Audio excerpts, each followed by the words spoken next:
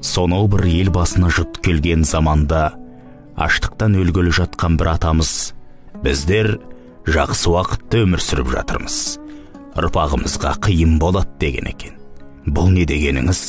Аштан өлу қалай жақсы болады деп сұрағанда, біздер аштықпен сыналып жатырмыз, ұрпағымызға сынақ тоқтықпен келеді.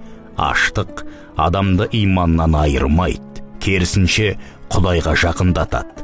Ал тоқтық иманнан айырады, Құдайды ұмыттырады. Сол заман қиын соғады деген екен жарықтық. Аштық кетті, тоқтық келді. Тоқтық аштықтан да жаман болады. Аштық Құдайды еске салады. Құдайдан жәрдем көмек сұрайсың.